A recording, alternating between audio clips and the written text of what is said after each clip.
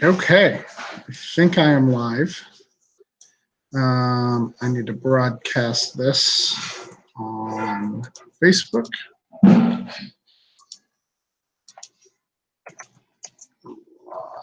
on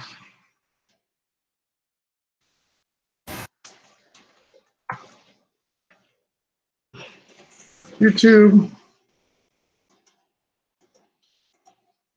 Let's try to get it.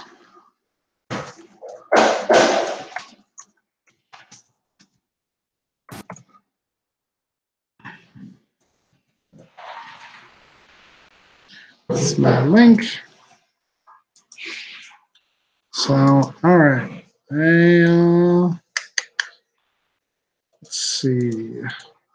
Oh, did I mess it up? Maybe I'm not. All right, I didn't mess it up. How do I invite people? Let me see. All right, sorry, this is all very new. I'm trying to add people. I'm trying to do some things. Gotta get John on. I'm gonna try to share this. I don't know how people share this on Facebook, but I will figure it out in a second.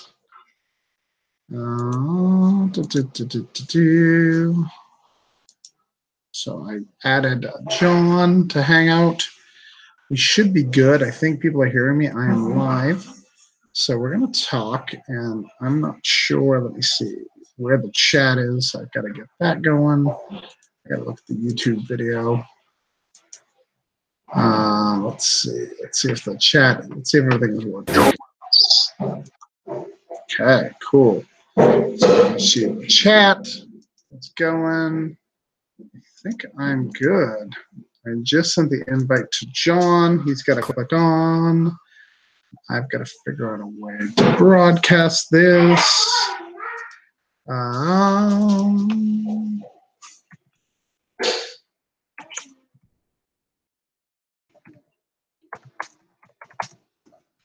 So, hey guys, I am going to take just a minute, so I'm sorry.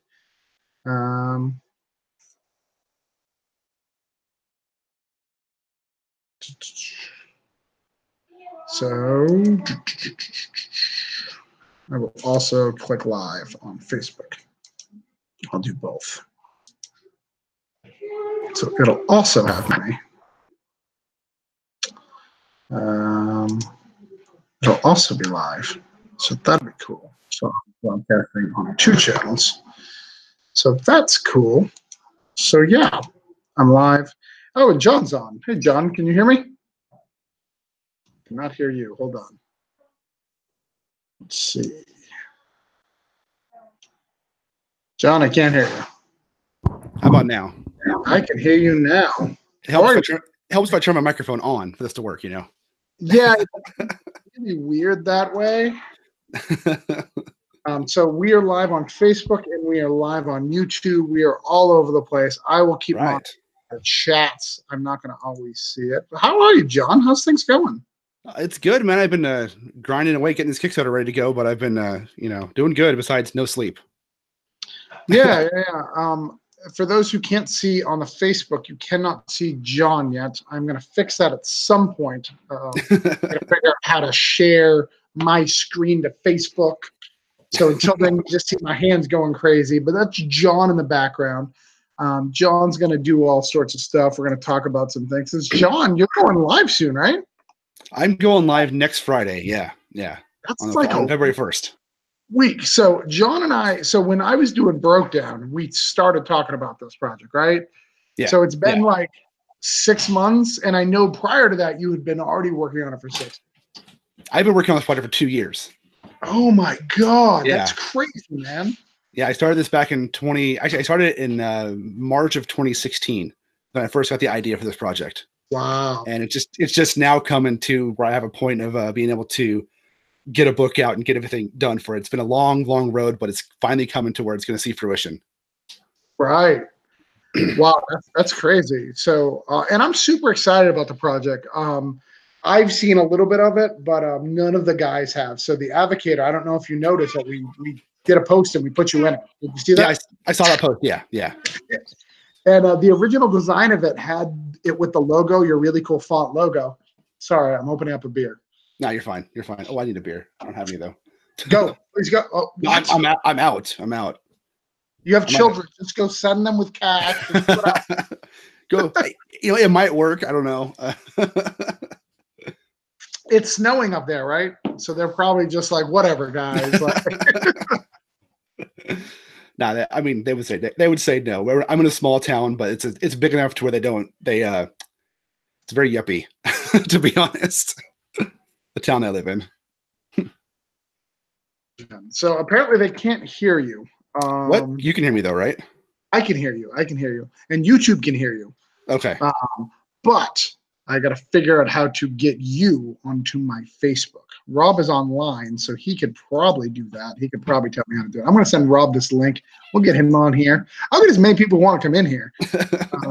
Anybody who wants to join, just come on in. Just let me be the moderator. It's a hangout, right? it's a hangout. We're hanging out. So, John, tell us about this project. And again, I'll figure out how to broadcast this totally. Yeah, soon. Sure. So the project is called the Irons Anthology. It's the idea behind it is basically a family that throughout time has an attraction to and an affinity to and dealings with the supernatural, with monsters, with demons, with things that go bump in the night. And the idea behind the book was to tell short stories, but also not really short stories, but tell snippets of stories, like pieces of someone's life throughout time. And so with this family, you get stories from one character from the 1600s, and then you get another character in the family from like 1950, but they're all related, and they join because they're family, and they join through heritage, and certain story elements will connect together as well. So it's an anthology by nature, but it's not a normal anthology, right? It's not one that people just submit stories to and they get printed. It actually went through a whole process of getting writers together, then getting writers to work with me to create stories that fit into this whole overarching narrative that I built, and then working with those writers to make sure that what they're writing fit into that. And then after that, taking the scripts, and I went and found artists that I thought would be appropriate for each script, and had the artists draw the scripts, and the artists, all the artists worked with me to add little things that visually made the stories connect, like little Easter eggs throughout each story. So if you pay attention to the first story and pay attention to the last story, you'll see things that, that thing or whatever that is shows up again in the last story, even though they take place 1,000 years apart, Okay. So there was a lot to go in to make this work, which is why it's taking me over 2 years to get to the point where I can print the first 10 stories. And I have a lot more than 10 stories, but I have the first 10 will be in the first book. Right. So is this a set time period of the first book? Like when the second book comes out, you like, this is like the 20th century, let's say, just for better sake, and then the next book will have less or more, or what? Nope. The books take place in the first book. The earliest story takes place in 1100, and then the newest story takes place in the year 2025, so a little bit in the future. And then there's stories throughout time, throughout the whole thing, because the point of the book is I'm telling little stories throughout time of this family, and there's a bigger narrative, but the bigger narrative fits into these points in time. So it happens throughout the whole. This first book takes place over 1,000 years, and each story by itself is a contained story in itself. But each story broken out connects to the bigger story for each book. We have 4 planned books. We have a 4-book arc built out. And then, so the first book tells one story, and by the 4th book, it'll complete the story that starts in book 1. Okay. All right, cool. So it's going to jump all over the place. And should you read them in order? Like after you're done, after they all come out? Like, is that going to be kind of an Easter egg if you read it all in order? If you read it all in order, you'll definitely figure out more of the behind the scenes story that's taking place. Yeah, we've definitely thrown a bunch of stuff in there that will pay off if you read it in order. Okay. But so are we gonna have to get like a special edition PDF that has it in order for us at the point, or a special edition? You mean so no, sorry. I mean I meant read the books in order. No, the books are built to where all 4 stories are in order, so each book is in order. So book 1, book 2, book 3, book 4. If you read them in that order, you'll get the whole story out of it. Now there are stories in book 1 that continue in book 2 and book 3, and by continue I mean they deal more with that story. They're not like direct continuations. It's not like you end page 5, go to book 2, and there's page 6. It's you get a full story, and then those characters have another story in the next book that tells more about who they are and about what happened to them. Now you may find out, something you thought in book 1 is totally not true in book 2 about a character, because there's twists in a book, right? But we've built it to where we're telling these snippets of life, and we have a couple of characters that reoccur throughout the stories, and those characters that reoccur, each story they're in tells a different piece of their life. Like, we're not going to spend 3 or 4 stories with one character who's in their 40s. Right. We'll spend a story with them as a teenager, a story with them as an adult, a story with them as an old man, stuff like that. So you get these snippets that all build this bigger story together. Yeah, hold on one second. So from what I hear, nobody can hear you. Awesome. Right, Chuck? Is that no, all they can hear is you, dude. Well, that sucks. So he went through a wonderful thing. It was great. And I loved it, John. I loved it. Thank you. And we did have some people in this group who could hear it, but other people aren't. So let me figure out. Give me a second. We're going to get Rob on here. Rob's going to fix it. Okay. So basically what's happening is that anyone who's watching you on YouTube is seeing everything. Anyone who's watching you on Facebook Live is only seeing and hearing you. Well, I mean, and this is a problem for people. Well, just tell them to get their asses over to YouTube. It's not like they don't have it. Right. You do better anyways. Yeah. We're going to try to merge these, but the link is not working. Can you? Over to YouTube. It's not like they don't have it. Right. You do better anyways. Yeah. We're going to try to merge these, but the link is not working. Repeating on my end. Right. You do better anyways. YouTube guys. But the link is not repeating on my end. Okay. Hold on. It's repeating on my end. All right. Give me 1 second, guys. I'm going to link to the Hangout. Travis. Is Rob there? Yeah, Rob's there. Travis, invite me into Facebook. Travis, are you Jester Lou on YouTube or just Travis? I'm Jester Lou. Jester Lou. L-O-U. My wife is trying to track you down. Rob, I don't know how to. Hold on. I'm going to shut off Facebook for a minute. I'll be right back, guys.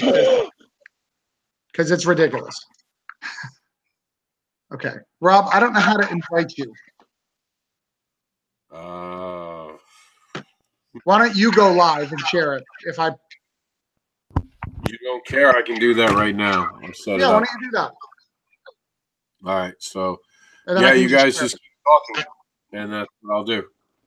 All right. So, give me a second. I'm going to switch my window to be the devil, though. There we go. Okay. And it's backwards. That's even better, considering the devil thing. Oh, it fixed. All right. So, I'm going to do that, and you should have it in just a few seconds. Yeah, and then once I see it shared, I'll go ahead and share it on my end, and we'll go from there. It's my first time, guys. I'm a virgin. No, first time. Well, it's hard. The Facebook and Google Hangouts never worked well until I started the new software. The new software is actually working really well right now. So,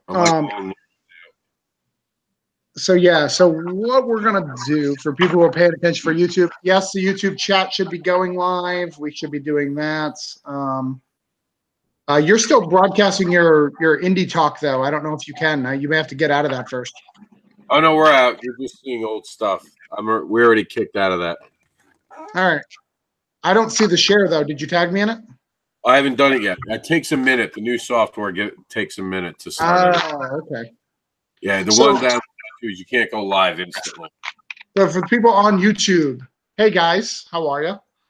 I'm going to try to find your chat. I saw you guys a minute ago. Where's my chat? I'll get it up, too.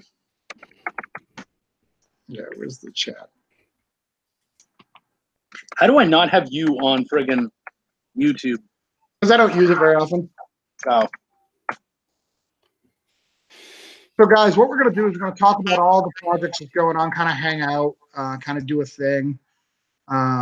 Just hang out and talk about everybody's project, allow everybody time to promote and things like that. Sounds awesome. And then whenever you need to go, just go. Just let people know. You know. I'll have the drop off right around 6. I have another interview at 6. I have to get to. Just as a heads up. Where are you on at 6? Indie Dave on YouTube. Indie Dave Comics. Okay, cool. Yeah. I wish there was a way that I could watch the YouTube chat, but I have to kind of pause it to do this. All right, but so anybody on YouTube, I'm going to just tell Facebook to follow us on YouTube, and then we're just going to keep going. Oh, no, I think Rob's live. Yeah, you might see it now. Did it finally kick?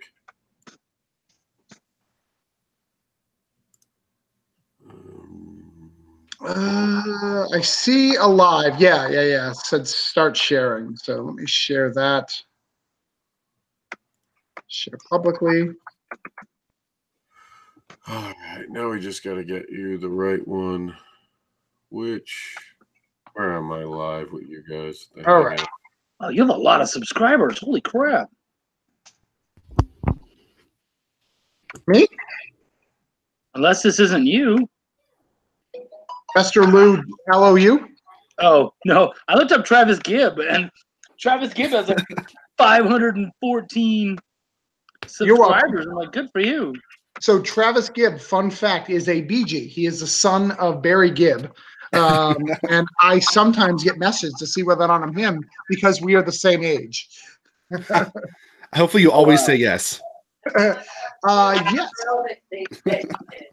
Okay. So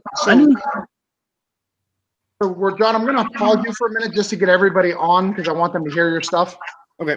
But so Chuck, I heard you got a package. Oh yeah. I didn't think we were going to talk about my junk. Yeah. No. Let's talk about your package. Well, okay. So first off, my car smells like Patron. the most fragrant. I can't. It's in my car. I put it up right away.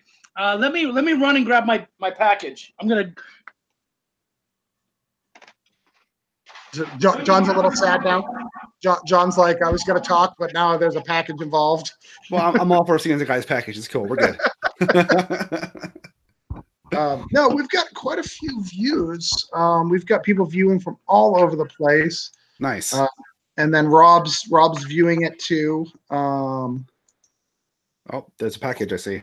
Want to see my package, boys? So YouTube is best, guys, because YouTube is where you can chat with us. So if you want to be part of it or where you want to link, YouTube is where you got to be.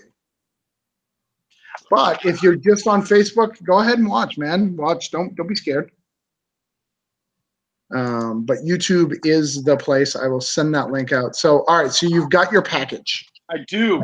So let's see this package. You have the worst webcam. Ooh, that's a pretty cover. I know, right? That's nice. I do. This is actually the webcam for my laptop. Yeah, I heard your wife already read my comic. She did. She hasn't told me what she thought, though. I haven't been able to talk to her. Oh. Ooh, you got your fancy print. I do. Undestroyed actually, like most. I love this. I think this is freaking awesome. So something that's cool is that Wendy and I are actually going to do. I'm going to do something special for you guys, and that is that Wendy and I are going to do a Chuck's Raw review together, and we're both at the same time going to talk about Broke Down. All right. All the buttons are fixed. You're officially live on the Facebook. For some reason, the plugin wasn't working. I finally got it. Did you see your sketch? One of your sketch covers in there? I did. I wasn't showing it off. Am I allowed to show it off? You can show off any of your sketch covers, man.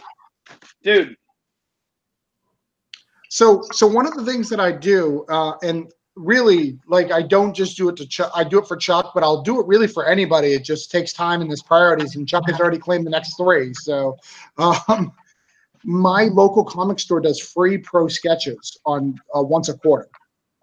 So if you have a sketch cover and you want a pro sketch and you don't want to pay for it, send it to me. I'll send me your sketchbook. I'll get it covered.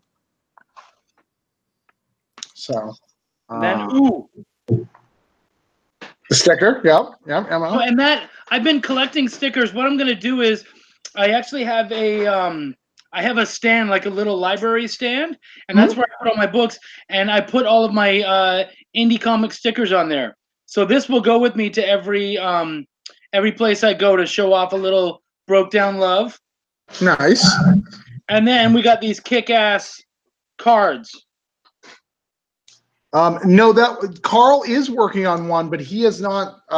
Somebody asked if that's the one that Carl worked on. No, that's not the one Carl worked on. That is Nelson. That's the guy who does Sonic the Hedgehog. Believe it or not, he does Sonic the Hedgehog comic book right now. But yeah, he did that sketch. He also did Web of Spider-Man and Punisher. We looked him up that day. So Nelson Ortiguez. It was pretty badass. There is a Carl sketch, and Chuck, please share that out, please. Yes, yeah. There is one. Beautiful. But yeah, and Chuck is top priority because Chuck and I are buds, and he helps me out. But anybody can take one of that. I sex him up real good. But let's talk to John for a minute about his project, and then we'll talk about some dog days. We'll do all sorts of stuff. Yeah.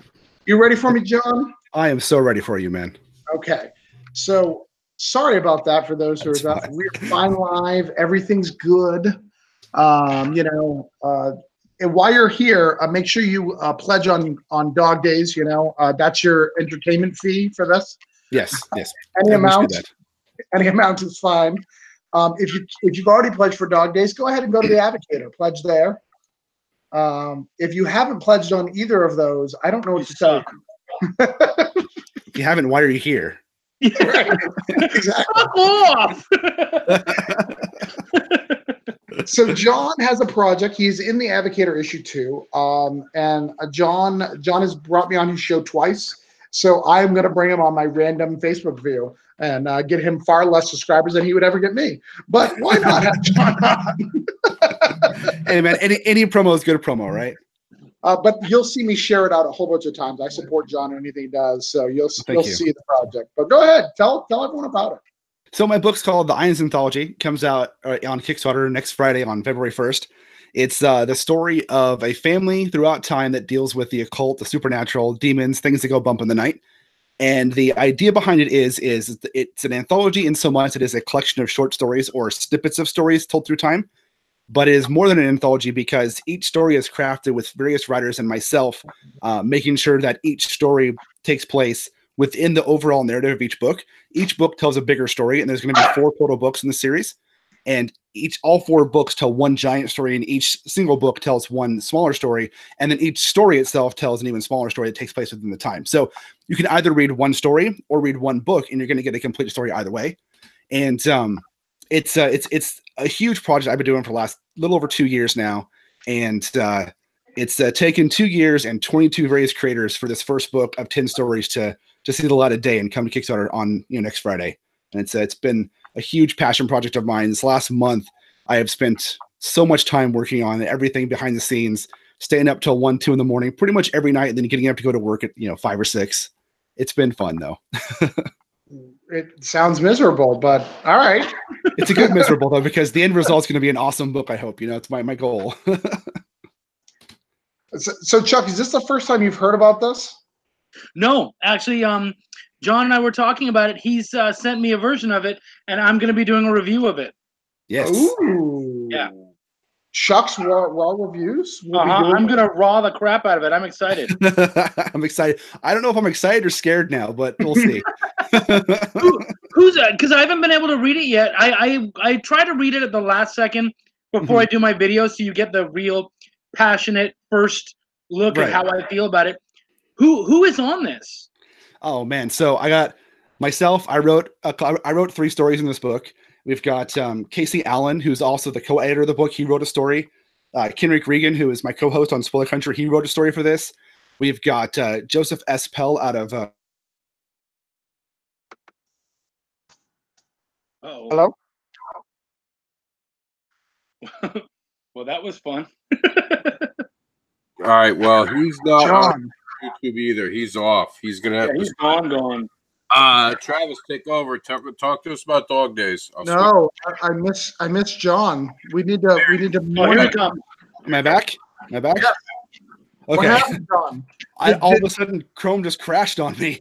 Did something happen with this family? Did they abduct you? They did. I'm in a bad place now. Help! Help! What was the last name you guys heard before I cut off? Remember? Creator you were talking about. You mentioned two guys who had done something really awesome. Right. So Greg Smith and Michael Tanner both wrote a story in this book, and they're the creators of Junior Braves of the Apocalypse for Oni Press, and we got all them writing stories, and then we have artists like we have Rick Bugby, who drew a couple stories in this book. He's an amazing artist out of Michigan. We've got Dennis Tirano out of the Philippines did a story which is fantastic. We've got Sebastian Biano out of Argentina, who did a really amazing creepy story called The Cross Pass, who drew that. We've got Scott Godleski, who drew Copperhead for Image. He's also drawn Superman and Batman and Green Lantern and stuff like that. He drew a story in this book for us. We've got Nikki Powers on it doing letters for us. I've got DC Hopkins doing design work for us. He's you might know his name, but he did all the letters and design work for the book Tart by Kevin Joseph from Catch-All Comics. And I just got my new chart. Have you guys got your chart? Have you guys seen Tart yet? Oh, I have. I'm a huge Tart fan. I'm getting the latest issue. I'm getting all 7 of them. I haven't gotten them yet. Keep talking, John. I'll be right back. Yeah. So I got him, and I got I know I'm forgetting off the top of my head who else worked on the book. Oh, my wife is working on the book a little bit. She's doing she does calligraphy, so she's doing some lettering for some of the fancy pages. We've got J. Paul Sheik doing some art. He came in and did was doing an 8-page story.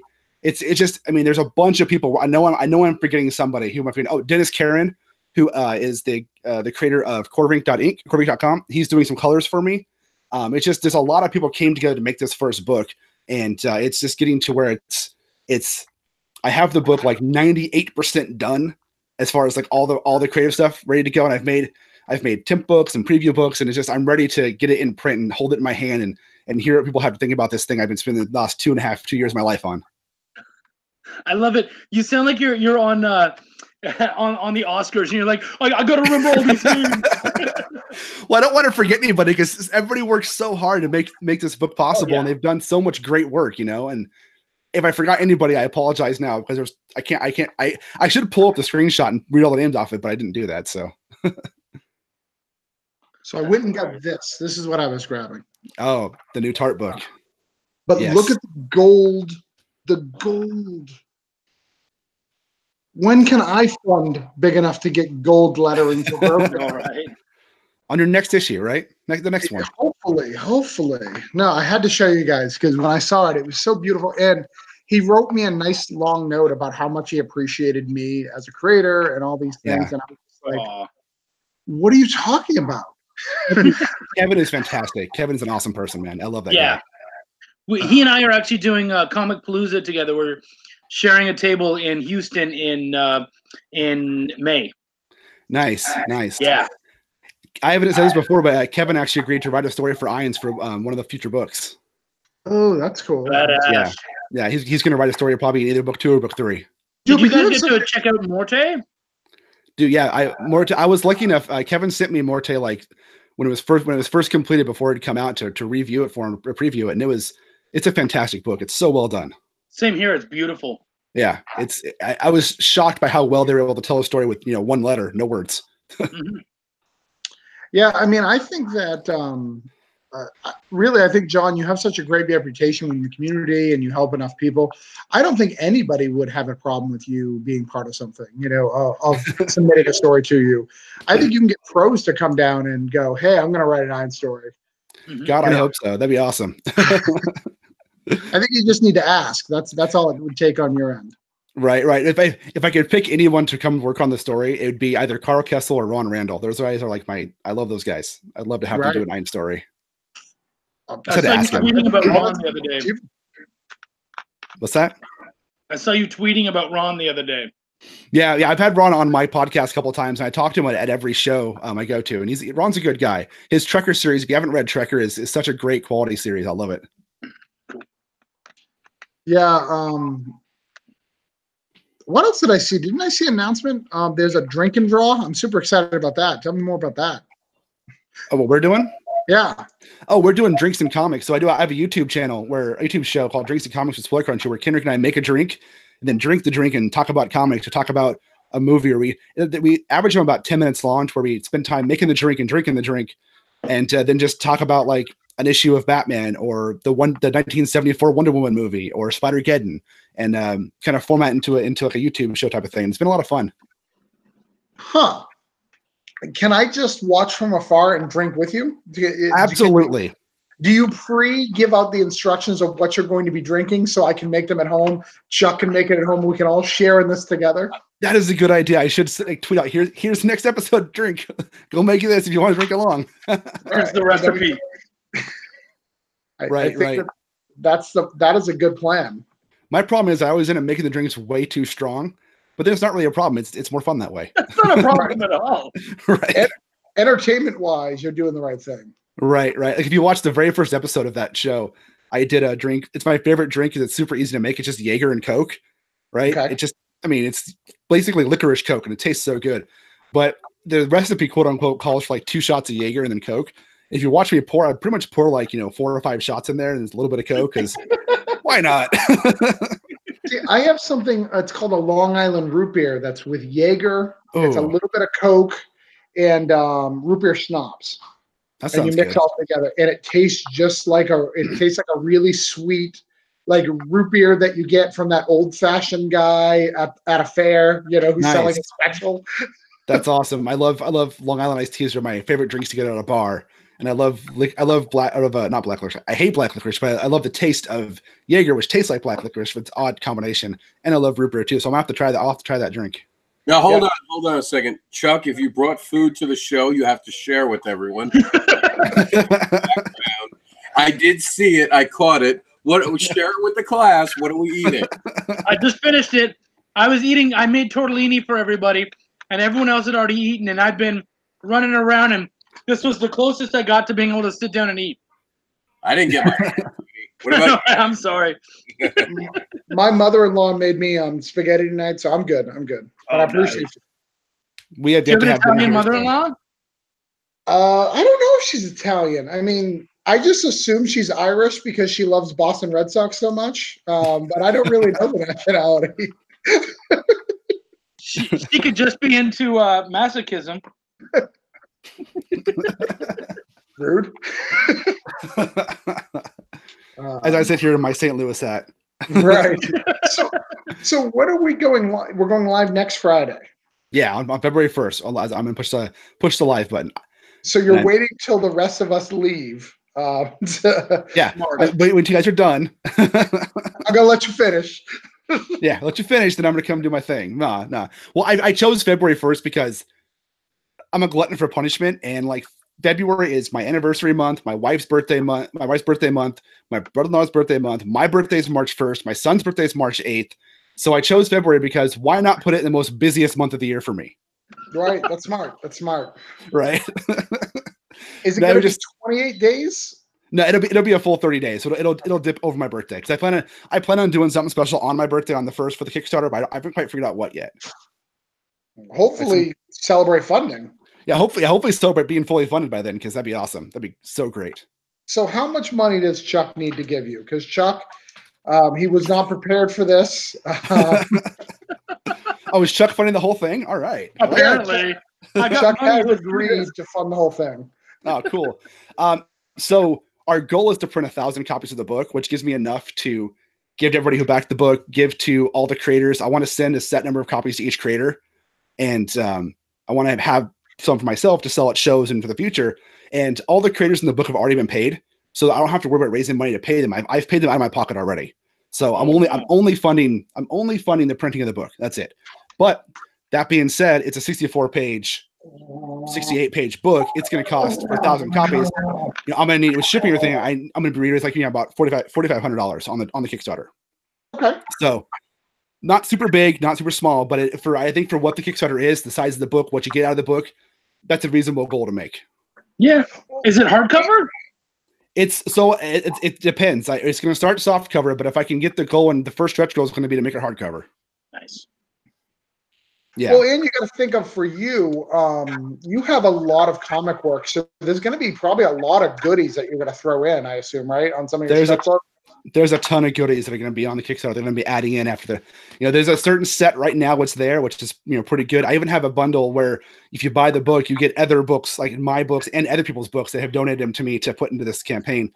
And then, but I've got set things to add throughout the campaign of more stuff that I have that I can, because, ultimately my goal is to get this book printed and get it out there for everybody. And that's why I'm setting the goal to cover. The goal is just to cover the printing cost and the shipping cost. And that's really it. Because like I said, I've paid everybody else out of my own pocket to get it done because I believe in this book and this story so much. I'm like, I'll just pay for it and we'll worry about it later, Right. Well, and you always have access to Broke Down. I'm sure Chuck feels the same way about Welcome to the Void. You're more than welcome to have a digital copy of that. So we know what you do, man. Thanks, guys. That's awesome. That is awesome. I'll add it to my list. Yeah, absolutely. Whatever you want. And one of the things that I pride about Chuck and myself is we're not whores with our book. We don't give it to everybody. Yeah. Oh, good. I feel not special. Not just anybody. Yeah, I feel super special. Thanks, guys. Or nobody's asked us. It's one of the two. It's really. Either way, I feel special. Okay. Either way, I feel special. Really selling it there, buddy. Way to go, Mr. Marketer. One of those true is very, very, very important. Well, that's really cool. I'm excited about that.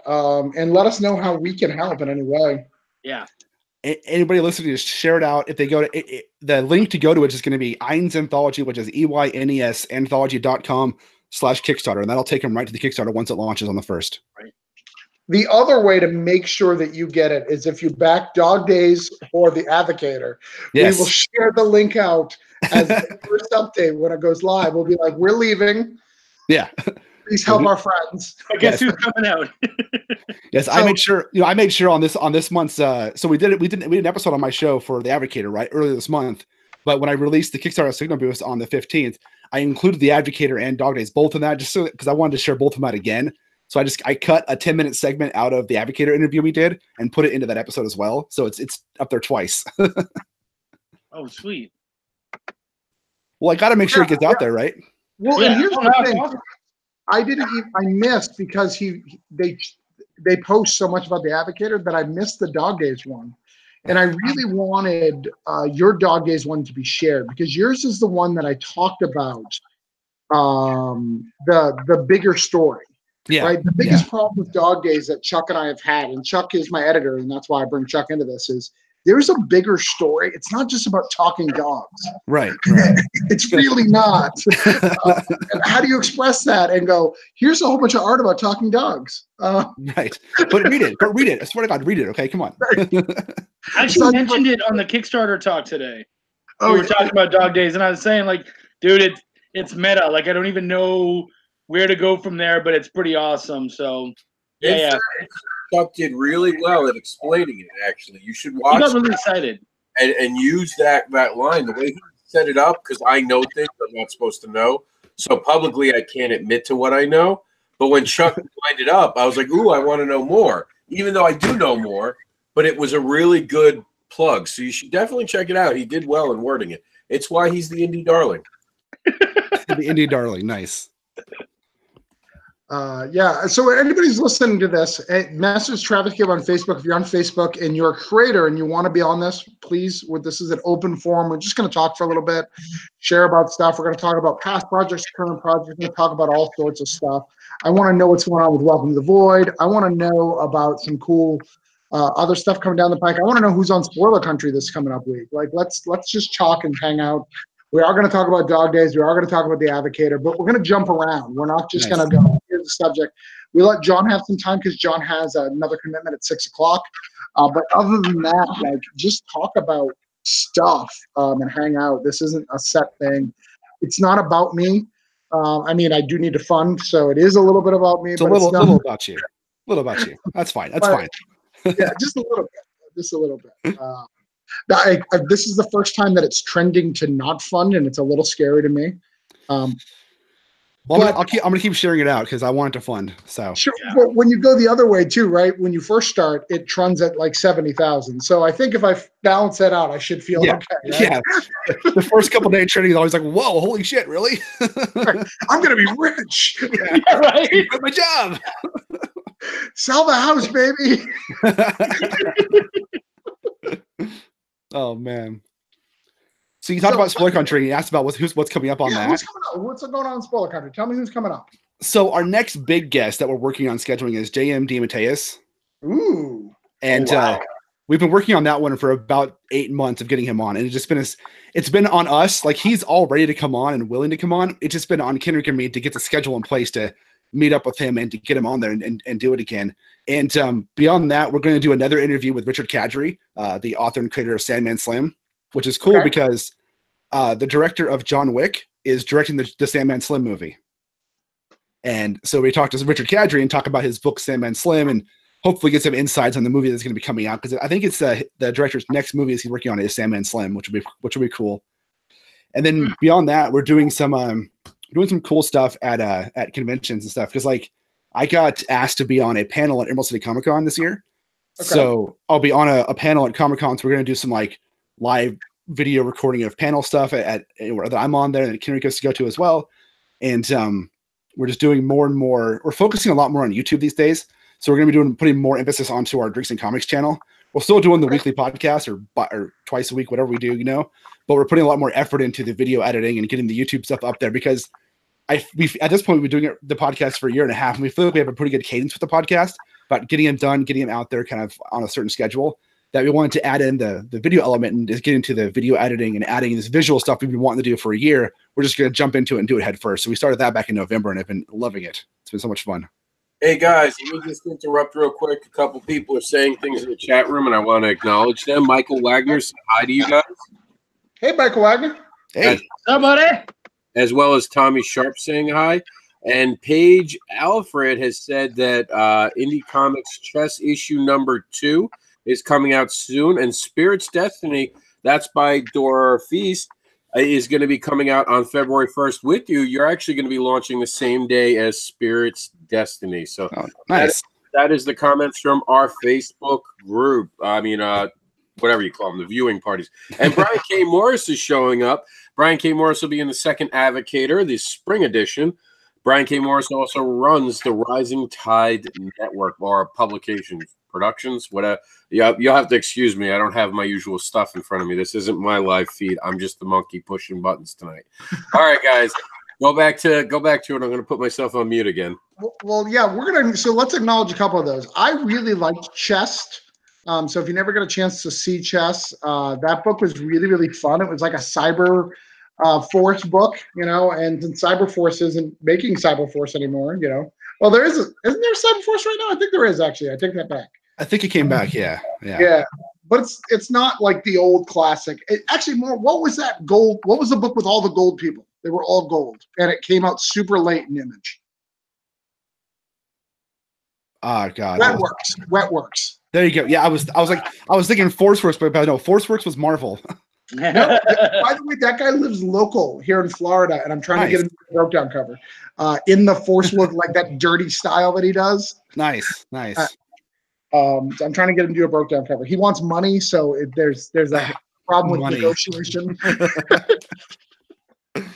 But Spirit Destiny, you need to get her on the show. Dorfis, that book was really, really good. This is like the second time she's done it. She like redid the whole thing from scratch, and you could definitely see the effort. And then she's rebranded a second time. She's really listening to people's advice and trying to make the book best book she can. It's super good. There's kids running around. It's not my kids. I'm good. Come on. All right, guys, I gotta drop off. I gotta go to my other thing. Thanks so much for having me on, man. Where can we find you? Tell everyone where we can find you. Oh, yeah. Any social media platform, just search for Y2CL and you'll find me. That's been my handle for years. You can go to y2cl.net. It's my main website. You can find my podcast at scpod.net, and you can find more out about the book I've been talking about at einsanthology.com. It's EYNES anthology.com. All right. Well, and listen to Spoiler Country. I love it. It was my favorite podcast that I was in last year. It was between Matt and Derek Becker. Between the two, I feel like both of them gave me so much insight. And the fans that came to me were super interested, legitimately interested in the book. So I was on a lot of podcasts where there's people who actually had questions, because that means John and Derek both asked questions that incited people to want to know something about the book, not just said, "Oh, tell me about it," and then let me go on my way. I'm so glad to hear that, because we put a lot of effort into making sure we get it out there and hopefully help people fund their books on Kickstarter. Because as a creator myself, I want my book to fund, so I want everyone's book to fund too. Right. The new statistics came out today. If you want me to share them to you privately, I can. That. That's pretty good. Pretty good. Nice. All right, guys. Thanks for having me on. I appreciate it. Take care, man.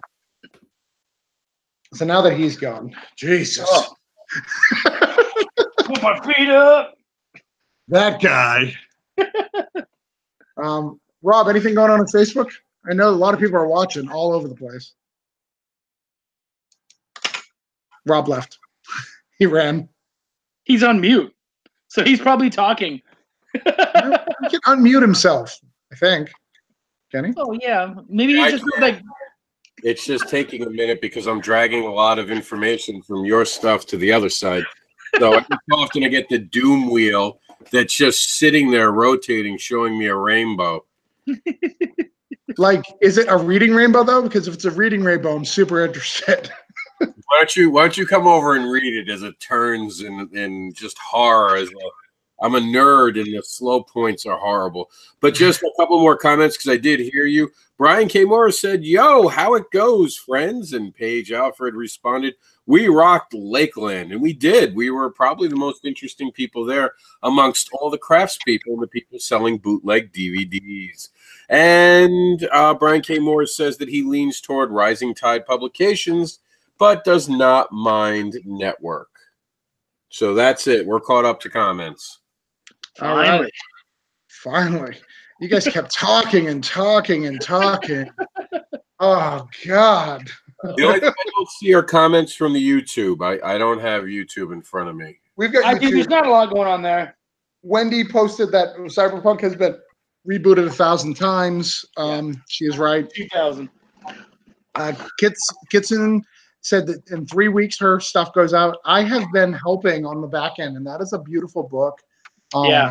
I'm super excited to see that. They've been working on that for a long time. Yeah, so that book's going to be really cool. I think it's going to be. I can't guarantee this because I don't know how Kickstarter does this stuff. But if I could guess that anything would be one of their favorite picks, it has a good chance that that's going to be. It hits a lot of the big things. It's anime. It's general public. It's all ages, and it's really like bright, colorful, pretty, and it also with the main character being paraplegic and whatnot. Like it just hits a lot of different things. Yeah, who's on our Facebook feed? She says, "Yo." And thank you. And Brian K. Morris says to tell your customers you're selling bootlegs of your own books. I was thinking about this today. There is one section in entertainment where comic books beat all. All right, you ready? Movie. I sell you. Here, I'm going to grab a movie. This copy of Avengers. Okay? This beautiful copy of Joss Whedon's Avengers.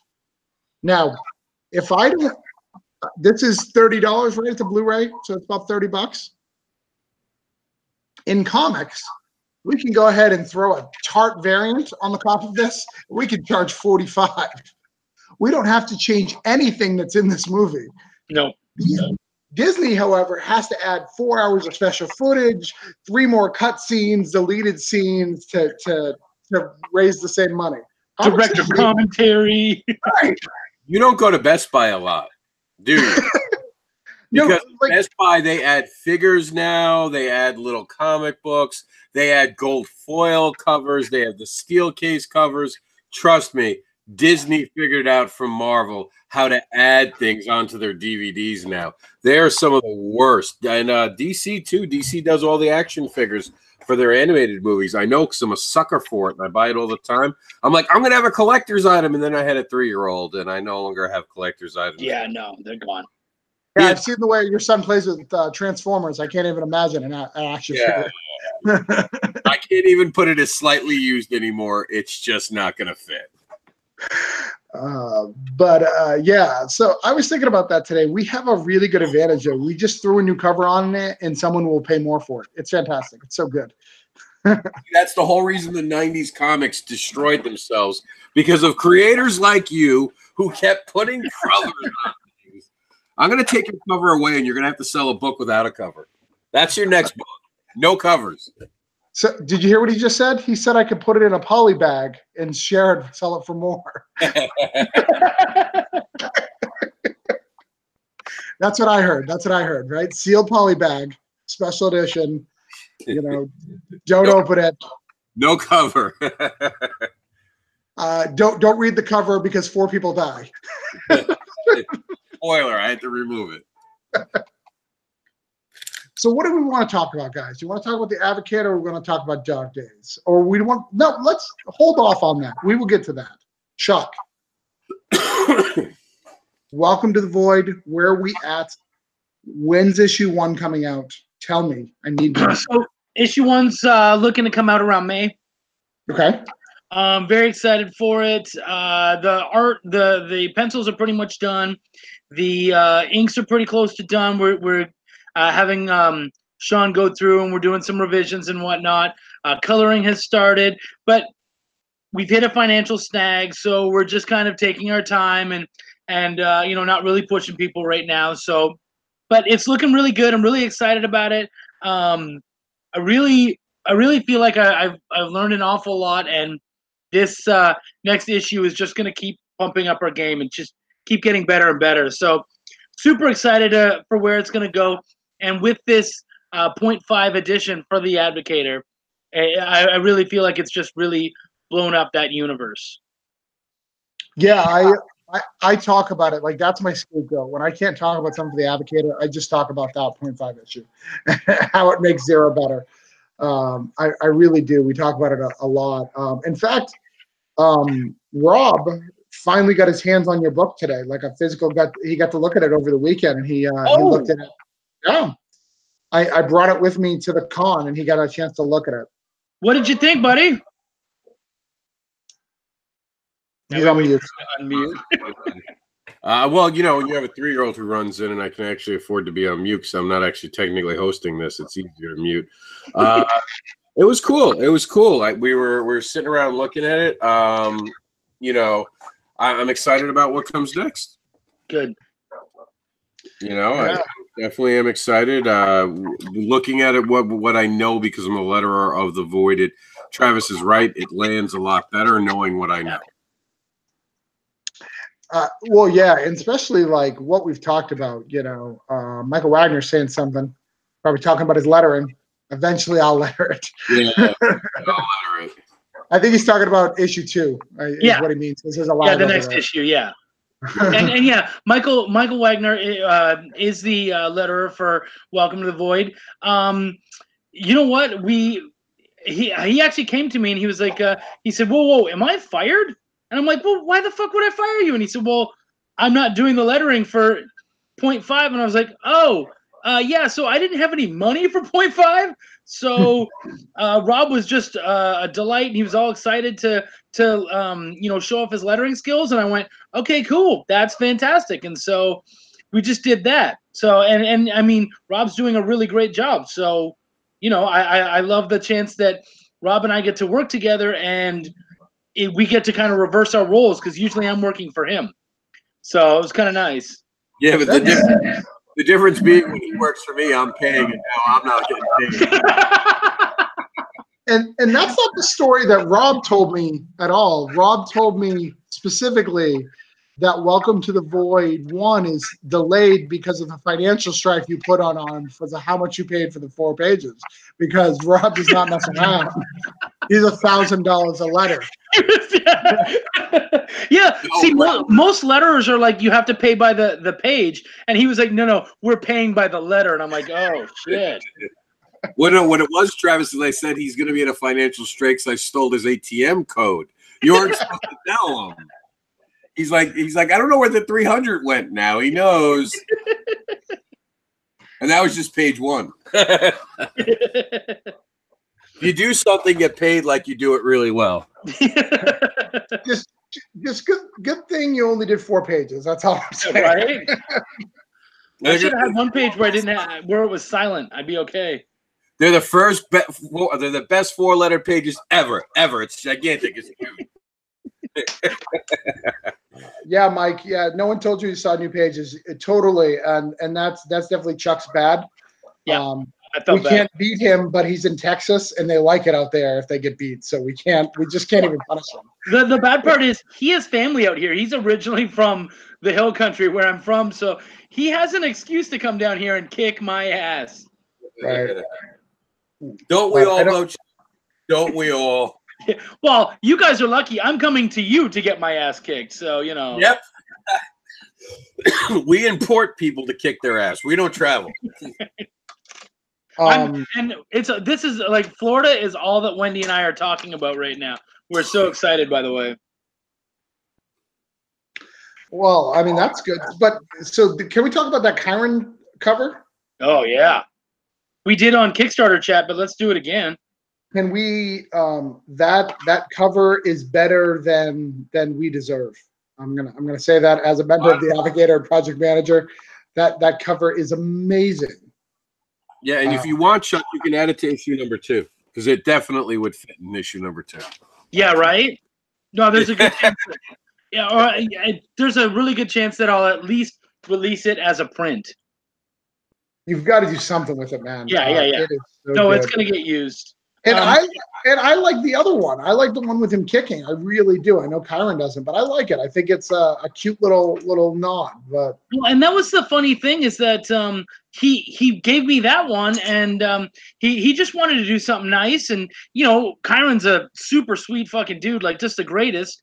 And so he did that, and he's like, "There you go." And I was like, "Cool, I'm gonna use it for my Advocator cover." And he goes, "Oh no, it's not good enough." And I was like, "Dude, it's great. Everybody loves it. Like, don't even worry about it." He's like, No, it's not good enough. And so he's like, no, he actually made what you guys might not know is he made me 2 covers. He penciled 2 covers, and he's like, which one do you want to use? And I had to pick. So really, I had like 3 Kyron covers that I could pick from. I know what Travis is thinking right now. He wants to know what the other one looked like because he thinks that one's instantly better. He thinks you chose it poorly.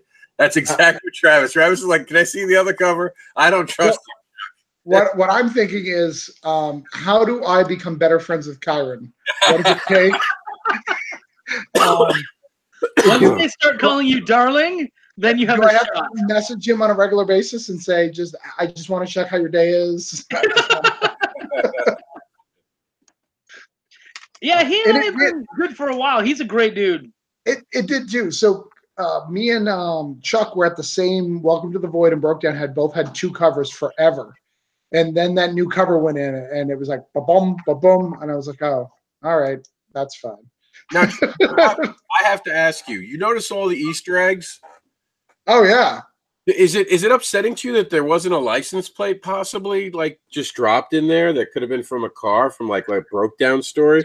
That's what I'm saying. Is that a little upsetting to you, Travis? It wouldn't be hard. I'm just saying. Like a simple license plate, maybe a little bit of an ice cube for the ice luge for everyone else you're with, Chuck. The tequila luge? The tequila luge that we still have to show Travis in Florida.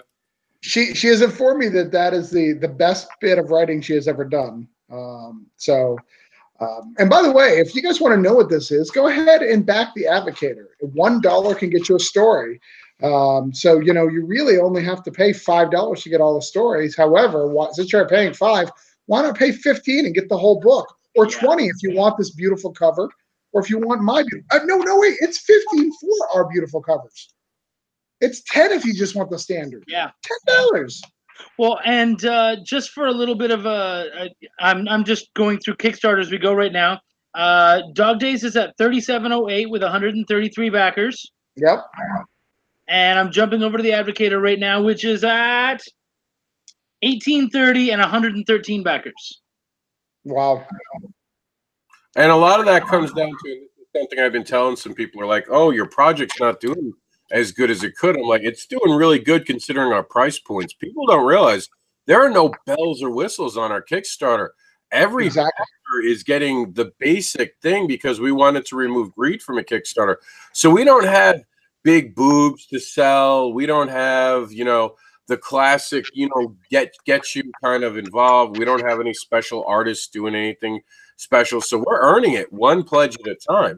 Yep. I mean, look at the huge difference between Dog Days, 133 backers, $3,700 versus the Advocator, which is 113 and only 1,800. That's 20 people shouldn't make a $2,000 difference. Well, to be fair, my price point's a little bit higher. Well, that's what I'm saying to people when you're seeing this. Like, understand our price points. We don't go very high. We don't have quick get yous, you know, and everything you get. This is, and I've argued with Travis about this in private and publicly a couple of videos. I've said it. I think he gave away a lot of the projects he really wanted the fandom. He wanted to celebrate this first issue, and I guarantee you, issue number 2, our covers are going to be exclusive. They're going to be more expensive. I'm going to go to the dark side, and I'm going to overcharge and make them Kickstarter exclusive. Overcharge. They're going to be charged properly and not overcharged. Like, well, I mean, you know what I mean by overcharge. You know, the collectors market, because we're going to limit them. There are going to be collectibles only for Kickstarter. Like Travis was like Santa Claus this year with the Advocator with the winter edition. I think that we undervalued some of the pledges, but you know, I understand why he did it. He wanted to build a fan base, and that's the passion involved in the project. You know. Yeah. Well, it's more about creating this this opportunity. That we created some opportunities on here. An altruistic thing. And we wanted people to be able to create stuff. So the difference between us and some other stuff, let me say this because I've been a part of a lot of anthologies. So anthologies go in 3 different realms. So the first realm is anybody can submit. We're going to make sure you get in print. We're going to get you in print, and the quality doesn't matter. So you get some good people quality and some low, and it's kind of a hit or miss. There's nothing wrong with that. It's just reality.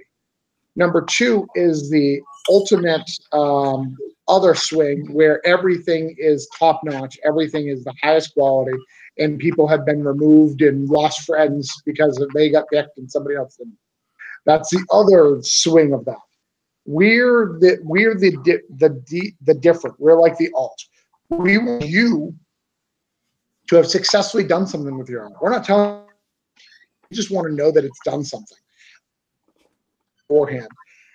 To create something exclusive and put in a book that is now your book, because you're going to be able to reprint it. You're going to be able to use it digitally. You're going to have access to this book completely. We're taking all there with you, and I think that that's what makes it special, and why we've got so much backing support, and why we've had some hesitation too, because I don't think people fully understand it. Yeah, and you know, there's always going to be people who, unfortunately, are also sort of jealous of the method we're doing, because we're going in and we're changing the rules of the game, and that does intimidate some people. There are some people who do other ways. I mean, you were nice enough not to mention this, but I will, because of the whole indie advocate thing. There are creators out there who definitely tell people you're going to get exposure and then sell these books for years, and they never get profits on their exposure. And that was kind of nice of you not to mention, but it's the truth, you know? Travis? You're breaking up. You're breaking up a little bit. Or it could be the chat on it.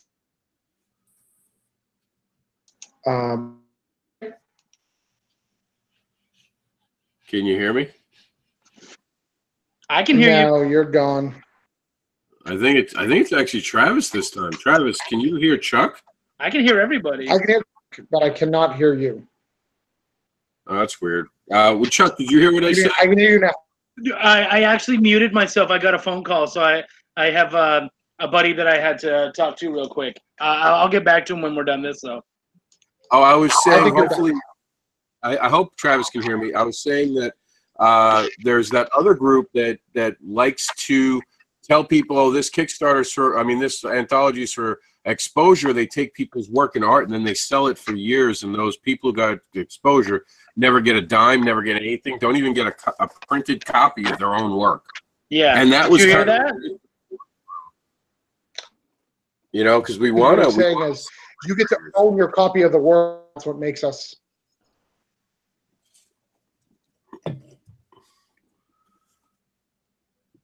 Hello? I can see Chuck. I think you're breaking up, Travis, this time. Because me and Chuck can hear each other, right, Chuck? Yeah. I think. Okay. That's right. Well, you know what we'll do? We'll maybe we need to leave, Travis. We'll give Travis a second because it could do. This is Florida. He could be back in like 10 seconds, perfectly fine. Let's watch your update from Dog Days. I thought the update was kind of cool. Talk to us about this update. Chuck, tell him what I just said in case he can hear you. He said he really liked the update that you just did for Dog Days. Could you tell us about it? Yeah, let's talk about.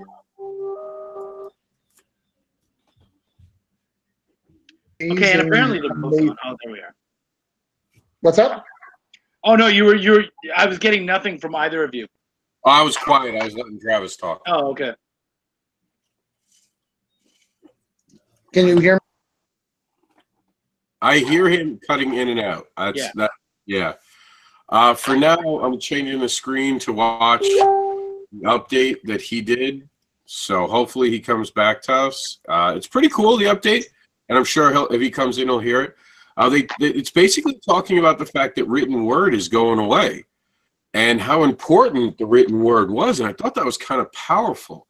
You know, that the stories need to be protected. They need to be passed on. And by us no longer doing it because we're so involved in our social media and our digital things, we're not doing it. And it kind of ties in perfectly for what the story is talking about. It goes a little too fast for me to be able to read it with my dyslexia out loud. Remember, I don't know if you caught me when I was doing it on Kickstarter Talk. I couldn't keep up. Do you want me to do it? Yeah, if you want, I'll start it all the way over. Can you see it on the screen? I can't see anything right now, but... Because Travis controls the screen, right? You don't necessarily see me. Yeah, no, all I see is indie advocates just, yeah. Oh, that's right. Something's wrong. Actually, you know what? Give me a... Oh, no, I would be seeing it late. I was going to say, I can just watch it on... We'll go to Dog Days. Just go to the updates. Oh, yeah, okay. Yeah, and you just read it, and I'll show it on this. When you start reading it, I'll play it. Because I don't know if Travis doesn't come back, he might actually wind up killing the feed for me and you, but I think we'll be okay. But let me know when you get there. All right, so I'm going to updates. Number 5. 9 days left. Yeah, this is that little video. So I know you guys can barely hear me, but my internet is coming in and out. That's why. Oh. Yeah, all right. I think me and you are keeping it alive right now, so let's keep it alive for him. Let's do the and when you have it. I'm gonna do this. I'll start talking through the Dog Days teaser now. I'm starting it. Here we go. It starts. Stories have been here since the beginning, written on the walls of caves. Stories are how we survive, how we learn, and how we grow. The stories needed to be protected, so we carved them in stone. Stories are how we survived, how we learned, how we grew. We wrote them down, we bound them, and we sold them. We didn't have to teach lessons any longer. We thought we were safe. We don't want to learn from the stories anymore. We want to be entertained. We want to consume it and toss it. Books no longer teach values. We lost our values along the way. They need to be sold to anyone and everyone. We wanted more and more until readings and remembering wasn't enough, and then we gave it away to the machines. They now remember our stories. They repeat our stories like they matter to them, but it doesn't matter to where they come from or what purpose they served.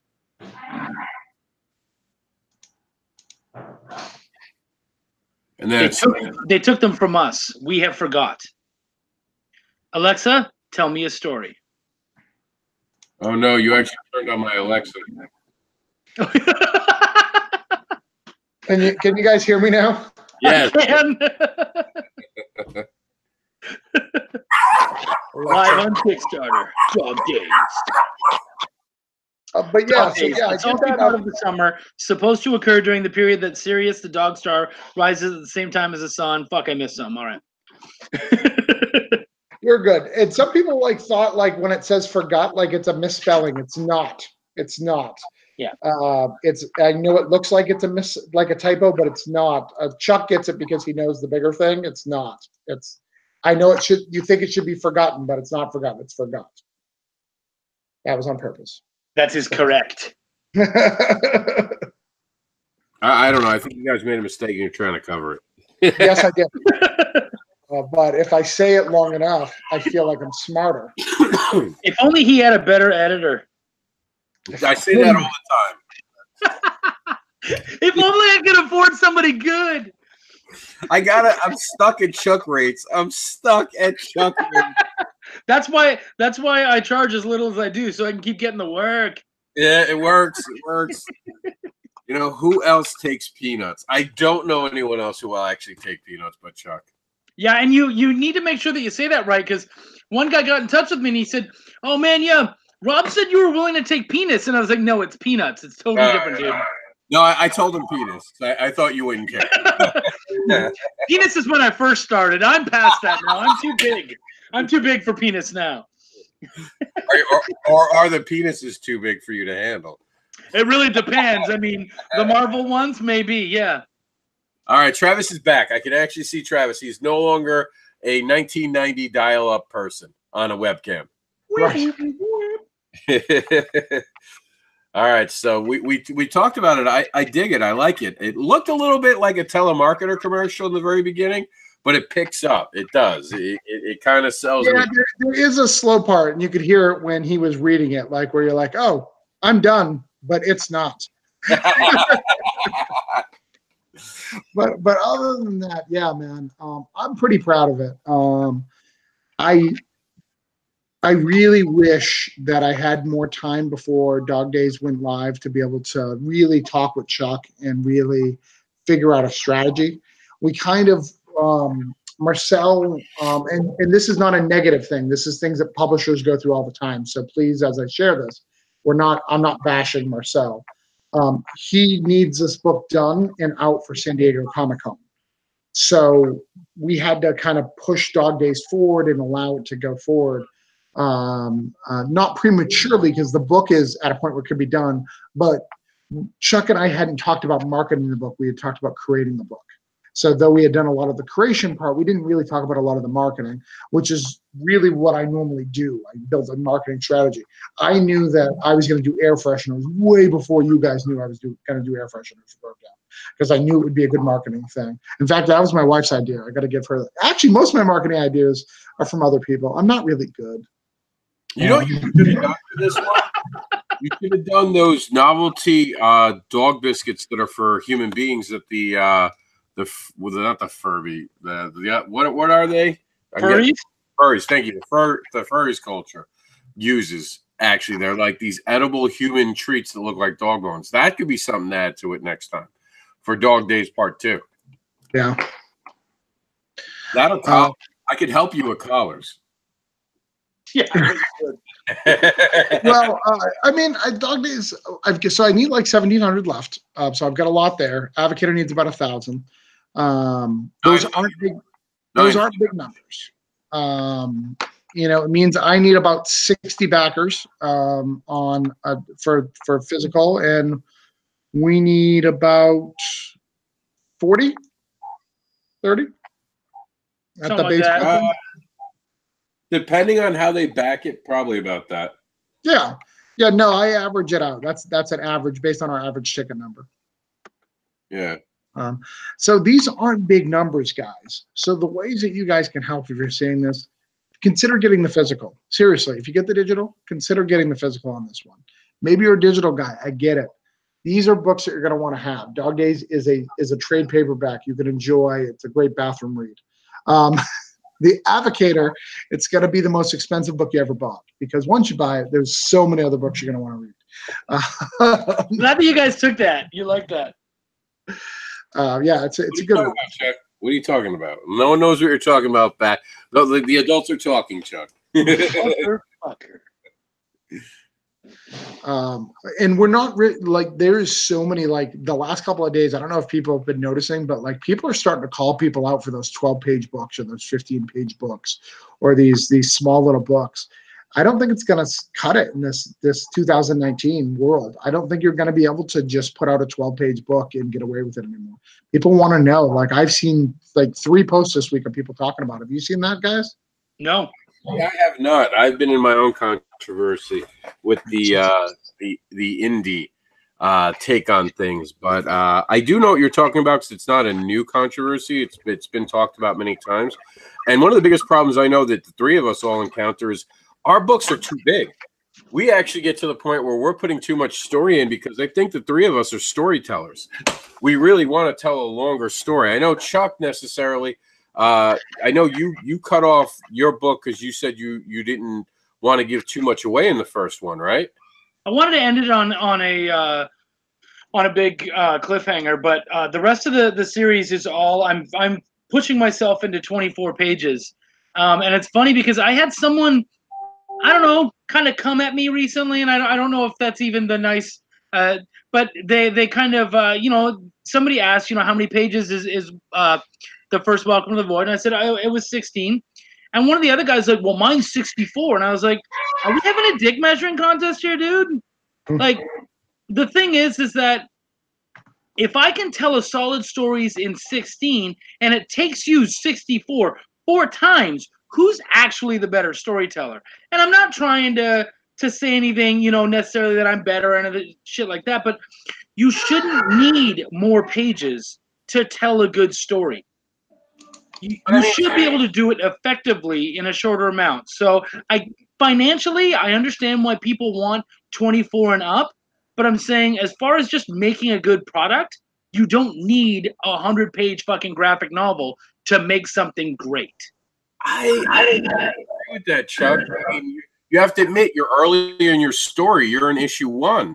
By the time you're done, you might be at 100 pages for that first story arc. I mean, true story, Travis Gibb's book was actually supposed to be 24 pages, and it's now 96 because he couldn't just tell a small story. He had to make it gigantic and huge because there was so much to talk about. And I know you have so much to talk about, and I expect your graphic novel to be about 96. I think the problem that we're having now is that there are these people who are racing out with graphic novels because they have the expendable income, and then they're trying to compare it to our stories that we're slowly building because we have to. That's what indie is sometimes. Yeah. It's blood, sweat, and tears.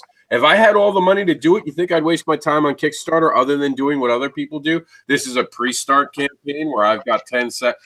Here, you can have my books for $350. You can afford to do that because you got a day job and you don't care about your product. When you care about your product and building it right, you have to put the time and energy into it. You know what I mean? Yeah. Some people the thing is that like Welcome to the Void was never meant to be. It'll be sold as trades and whatnot. It won't really be like it's not meant to be a graphic novel by itself. It's ongoing. It's gonna keep going. But I'm just kind of more saying as far as just for creating a good story, you shouldn't have to have 60 some odd pages. Like you should be able to tell a truly great story in the 20 pages needed. Well, we're doing it in 4. For the Advocator, we're landing stories in 4 pages. True. And they stand on their own. Yep, and that's solid. And Travis has talked a lot about that. How do you land a story in 4 pages? How do you entertain someone, make them feel like they had some value in what they just bought? And the Advocator, time after time, delivered a 4-page story that maybe left you on a cliffhanger, which is okay because you want people to continue. But the person felt like they just saw something, unlike just a small trailer of a story, which I think a lot of other people have done with these anthologies. They've just given you a story and you shrug your shoulders like, what the hell was it that I just saw? So I think that's your point. Are you talking, Travis? I can't hear you. No. I was waiting for you guys to be done. I'm done. I'm waiting for you guys to be done on my video. Well, I just thought Travis was tired of talking because I was here for the first whole hour where I didn't say anything. No. I think the problem, when we get these indie books, we want to get that trade, right? Because so many people have told you, and it's a true statement. No one's going to consider you till you have a trade. They're not. You're no Scout, no what other Source Point Press, no any of these. They're going to want to see that you can put together trade, and it's not because that they don't even care whether or not it's good. They just want to know you're going to stick to something because tons of people are one-issue warriors, right? I got issue 1. I got issue 1. I got issue 1. You know why? Because issue 1 sold, but when issue 2 didn't sell, you didn't know how to fix it, so you stopped. Or some of them you didn't even get to that point. Some of them you're so proud of issue 1 and you wanted to tell that next story so bad that you didn't finish the story you were And that's the case. And that's why when I did Broke Down, I really broke it into, this is my story. This is issue. It was supposed to be 3, but it was 3 30-page books. I switched it to 130, 2 24s, and then another 30 at the end because I needed a little bit more story. That's my first trade. I'm building to trades kind of like the Marvel way. And I don't think people should do that. I really don't. I think people should tell the stories they need to tell. But that's the way I read comics. So that's the way I know how to tell a story. Well, right? this has started some controversy. Kitsu says that theirs is 240. Michael Wagner came in and says it's not about the number of pages, it's the content. Kitsu says it's good 240, which I'm sure Kitsu nails 240. Because like I said, I'm a wordy bitch. And as my editor, could I have told those stories in less pages, really, Chuck? I should have added pages to my story, maybe. In reverse, I could have made that. I could have dragged all those stories out, couldn't I have, Chuck? So I kind of on your camp. I kind of don't extend the story, but sometimes you have a lot of story to compact in a small little area. Yeah. And then Michael Wagner says, I've read 24-page comics that could have been told in 8 pages. I don't know if Travis could have told Broke Down in 8 pages. No, I'm kidding. Travis did a really good job of nailing his book too, and it's about pacing, and that's one thing that comic book creators are horrible with when it comes to even Marvel and DC. Sometimes pacing is very important. There's a difference between television and comics, and you guys tell me if you think I'm wrong or right. In television, you need to pace the book to have slower moments because you need to extend through a season. Comic books, we don't have slow moments. We shouldn't. If there's a slow moment, it needs to matter.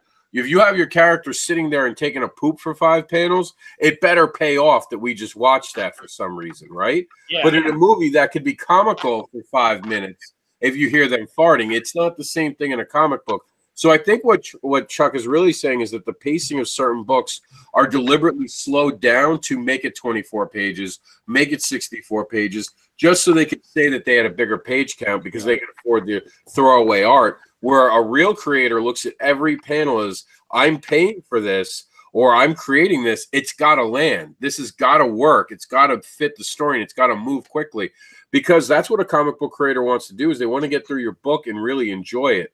And if they don't, and it's 64 pages of agony, they're going to put it down. Yeah. It was funny because Wendy, my wife, Wendy, she wrote a story. She wrote a script. And she had it at like 10 pages. I said, baby, you don't need 10 pages to tell this story. And so we went down together as her editor and we pared it away. I pared it down to 5 pages. Travis and some other people took a look at it and we can do it in 6. It probably needs another page.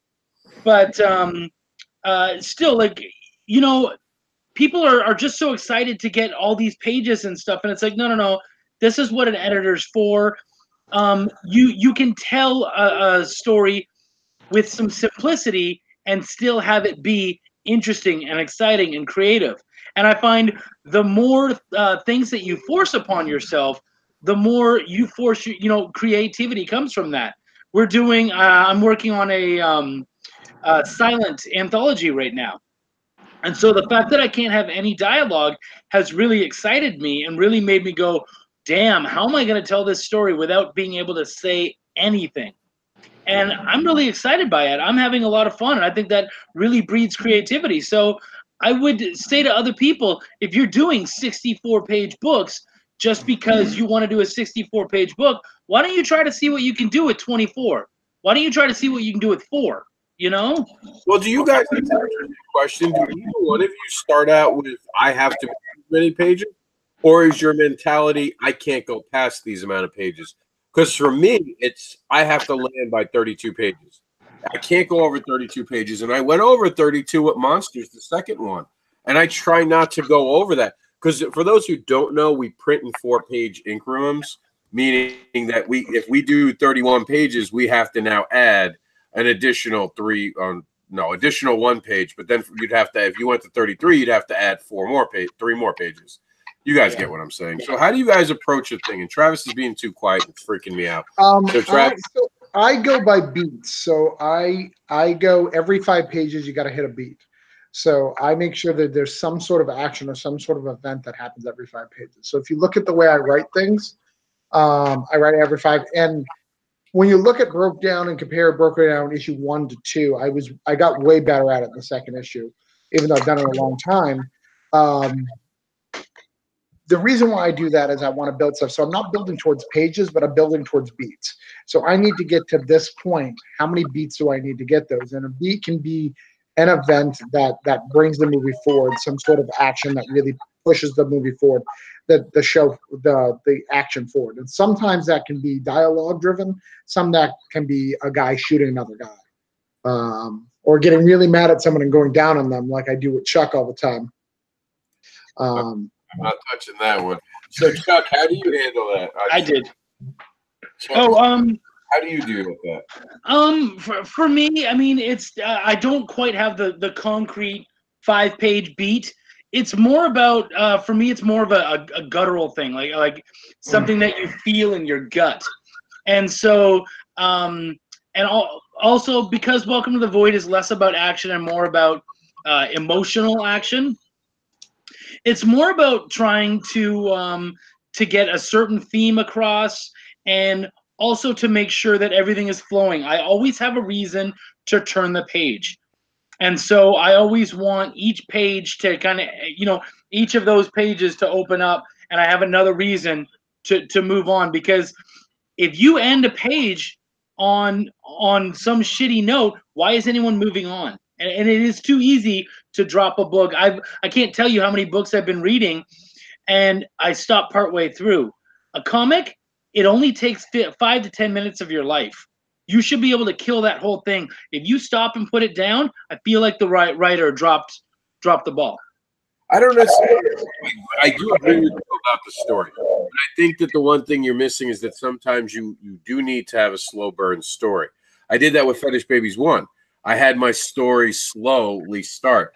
And a lot of people had told me that they put it down at first, like you said, but they were interested enough. I had gotten them enough that they came back and said, okay, well, let me see how it ends. And there's a point in the book where they couldn't put it down. So I do think that sometimes you can't start too harsh with the reader. Like, I get what you're saying about the beats, Travis, and I get what you're saying, Chuck, about the turning of the page. But I also think that and my point here is this, and not you, but I've seen creators do this. Oh, he's leaving us on a cliffhanger. I don't see anything. What happened? You died. You said the point is, and then they're like, we lost the point. Oh, I was saying that the point is to get the reader to fall in love. To what? Fall in love with the characters. So if you can get someone to start to fall in love with the characters and grow interest in the characters, it won't matter what you do next, as long as they're invested in the character, because you're watching for the character. And I think that's what a lot of creators don't do nowadays. They're so interested in anything else that Marvel and DC does, they don't do their own thing. Yeah, I totally agree with that. I think the thing is, though, is that even when you're doing slow burn parts of your story, there should still be something that makes you want to turn that page. It doesn't have to be action. It has to be there has to be something. I pretty much want to pick up Welcome to the Void at this point and just looking like, why am I changing each page? You know what I mean? So you've got this, it goes through the whole page. But you get it, like we've talked about it with Welcome to the Void 1, you have the beats naturally. Remember, like I told you, there was a couple of pacing where I felt you should move the story a little bit forward or a little bit back. But the most part, a lot of people get that without it's not an intentional thing. I learned it from film school. People are going to turn away if I don't entertain them. And again, it doesn't have to be violence. It doesn't have to be killing. It doesn't have to be a kiss. It has to be something that pushes the movie, the characters forward. So these characters are going on a journey, and we're going on a journey with them. How do we move these characters forward? Yeah. And then in things like Dog Days, I did some amazing things. So, oh my gosh, like there's a scene in Dog Days where I'm literally telling 2 stories at the same time. So I have a story going on at the top, and I have a story going on at the bottom, and I'm progressing through the story. I really challenge the way we view comic books and the way we tell stories within them in that book. And what's cool about it, and Chuck's the only person who's read it, so I apologize, is that not only could I do it, that I could pull people out of it and back into the regular comic format. That was what was more impressive. It flowed very well, actually. And what I love about it is It reminds me of remember, in the old days, you're in school and whatnot, and you drew those little flip books, the little stickman flip books, and you'd flip them and blah blah blah. And that's basically kind of what the bottom of Dog Days is as you flip and just look at the bottom and the bottom panel of each page, you're getting a story all by itself, and it's really cool. Yeah, and I really, it was really cool to do that and to put that together and to get people to see what that's all about and why we did it. There's reasons why we do these things, and it's really cool, and that's why I like doing things like Nerd Nation Radio, which issue 3 comes out. Chuck abandoned me, but I'm still in it. Michael Zayden, who I know is watching this, is because we get to tell stories and different types of stories in a shorter amount of time. So it's pretty cool. We have a couple comments. Kitsu says, I just write.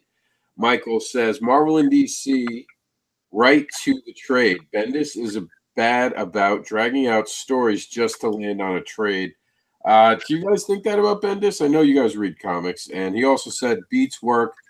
Think like a musician. The beats can change. Doesn't have to page 4 or 5. It can be 3 or 6 as long as it's even.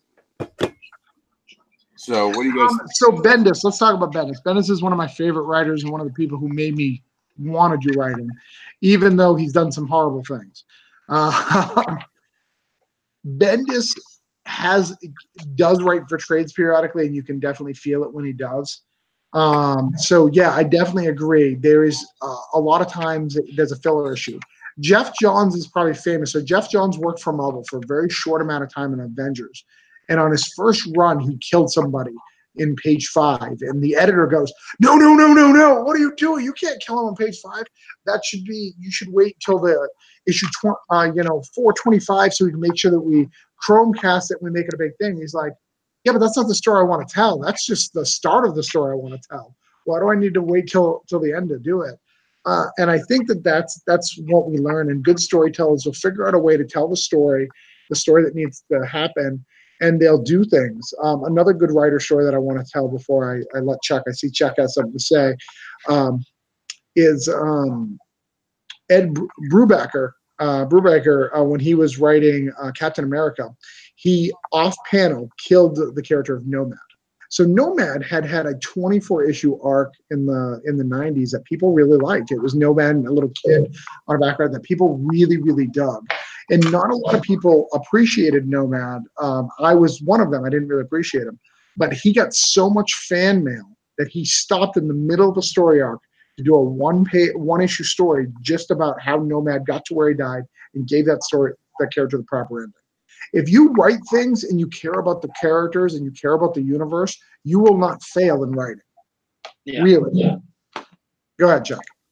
No, I was going to say the same kind of thing about Bendis, and actually a lot of the writers that I think we all love and revere, they have those ups and downs. And the thing is that you have to remember that as a writer who is working for a publishing company, you have a boss. Like, we're lucky. We are our own bosses. The only real bosses we have technically are fans, and until you have fans, you don't have that. So we get to write for ourselves and for what we think is right. But when I'm gonna go and I have to edit for Evolution, it won't be me working for the writer trying to make sure that they have the best book necessarily that they want. It's me working for the publisher who's paying me and making sure that they get the book that they want. And so there really is a focus there that people aren't always fully understanding. There's a business side of it that sadly the writer needs to bow to. I don't agree with it necessarily, but it is part of it. Well, yeah, especially as someone who just wrote for Evelzine and wrote Dog Days, it's a very different animal writing for somebody else. Yeah. Just in the marketing, I'm not doing marketing the way I want to do marketing. It's not that it's wrong. It's that I'm not doing it the way that I would normally. It's out of your comfort zone. Exactly. And the fact that he's doing so many projects right now, and again, because he's a mile a minute, I was, offended. Again, I'm not saying that. I was offended when I started. I was like, oh, man, Marcel's doing all this stuff. But you know what? I was working for Marvel and DC, I'd have to do the same thing because I'm not gonna be writing Spider-Man that's gonna get all the press. I'm gonna probably be writing Moon Knight, or probably even less than that. Moon Knight. Oh shit. Probably not even Moon Knight. I'll probably get Devil Dinosaur and Moon Girl, and I can make the best of it. And I gotta hope that somebody gives a shit. And then You're gonna get Power Pack on a good day. Hey, wait! Dude, I would write the shit out of Power Pack. Power Pack could be some shit, dude. Man, they never let those kids off the leash. Imagine an adult version of a Power Pack that had been lost in the cosmos, and they come back and everything's fucked up, and they're like, "What the fuck happened?" Well, they'd say, "What the darn happened?" No, they'd be mad because they're teenagers now. They're like angry old teenagers. Okay, yeah, all right, fair enough. Yeah, one of them's a lesbian in Runaways. Yep. Yeah, that's right. Yep. Yeah. But I would write the shit out of it. Michael Wagner's like, I'll write Power Pack. See, we'll all write Power Pack. So Power Pack is not a good reference there. You want to challenge me as a writer, give me Kazar, because, there's only so many issues of killing a dinosaur that will interest me. You know what's really the hardest thing to write? Conan? Superman or Batman? There's just so much. Not Batman, but Superman would be really hard for me. Even Batman, because people are going to have so much opinions on everything you choose to do. That is pressure. I've been at Scott Snyder's panels, and he says you get hate mail no matter what you do. And I was like, wow, I never thought of it that way. That's kind of intimidating. Remember there was that time where the guy had to get a security guard because of the way that they did the story? Tom King, I believe that was. Yep, because of the wedding thing, and they ruined the wedding. And he didn't even do it. No, well, he did ruin the wedding, but it's a part of a bigger plan. I mean, the wedding, like dismissing Tom King, he has a bigger plan. He has a 3-year plan, which is unheard of in comics these days. So it's really hard to trust that he has a 3-year plan, right? Because writers don't get 3 years on a book. Well, that's like when Bendis took over Ultimate Spider-Man. He had a huge plan. His plan was he said to Mark Bagley, I believe it was, he said, "Hey man, I want to beat Stan Lee and Kirby's run on Fantastic Four, and I want to do, I think it was like 102 issues or whatever it was to beat their run." And he did it. Yep. And it's funny because once he started writing that, he never wanted to write regular Spider-Man, and I just wanted him to jump over so bad, and he just never did because he was like, I wrote my Spider-Man. I wrote the Spider-Man I want to tell, and I had a lot of mad props for him. Yeah, it was really well done. I loved Ultimate Spider-Man. So, what else are we going to talk about? I think that we're kind of wrapping down. Is there anything you guys want to talk about? Do you want to talk about Bial? I can talk real quick about Belial. I'd love to. I just want to say one thing. I am very insulted that no one has mentioned anything I work on at this point. I just want it out there. It's like, what do you write? Travis, what do you write? Rob, change the screen. Well, no, you were talking about Fetish Babies earlier. No. Go. That was on my show, Kickstarter Talk. No, you talked about it here a minute ago. No. That's the way you write. No. Oh, backpedal away. Go ahead, Chuck. Tell us about that little guy. Yes, I'd love to hear about Barbara Unleashed. Well, Barbara and his character might do a crossover. We were talking about this recently. Mm-hmm. In Weapon Report? Yeah, because the thing about Manny is he can go anywhere. But yeah, I heard that, but I thought it was a joke. You guys are really considering doing that? Yeah. It's a consideration. Okay. I mean, anything's on the table. I really want to see Manny and nipple clamps. I'm super excited about this idea. He would be so uncomfortable. Holy shit. Seriously, there's so much I have not told you guys about him. It'll be great. So yeah, talk about Bal, and let's talk about the Barbara Unleashed launch. I have to bolt anyways because I have an editor's meeting. But real quick, Belial is coming to Kickstarter next month in February, and it's going to be great. It is a fun action comedy in hell, and it's all about the original creator of Hell, Belial, and he basically is spurred to take back his kingdom. He wants to take Hell back from Satan, and so he has to first take down the 4 horsemen of the apocalypse to slowly pull his power back, and then eventually take on the big bad boy himself. And yes, it's fun, and yes, it's action, and yes, it's comedy, but there's some really intelligent story stuff that I'm telling there, and I'm really gonna play my my twist card really hard in this one. I think you guys are gonna really have a lot of fun, even in that first issue. There's gonna be a nice little grab you by the balls twist that's gonna force you to keep grabbing the next issues until you're done that whole 5-issue run. Oh, first, that sounds so awesome. Who'd you get to write it? And the second question is, editors get together and talk? You guys have editor meetings? Like, how does that work? So I wrote it. That's why it's so awesome. And well, it's a meeting. Basically, what's happening is a great buddy of mine from back home, Ben Cook, is getting into comics and writing himself. He actually has written an amazing novel series that he has started up, and so he wants to get into editing as well and has been working on it. So we're going to sit down, talk about editing, talk about, you know, his movement forward and all that kind of stuff, and get him out into the world. And of course, Wendy's going to be there too, my wife Wendy, who also wants to get into editing and stuff. So that'll be all of us sitting down talking about that. I'm pretty excited. Nice. Awesome. Be honest. Do you think I could be an editor? Do I think what? I could be an editor. I think you can do whatever you want. Yeah, I can. Wait a minute. I can edit your book with no words. Yeah. Look, so you can't proof. Let's be honest with that.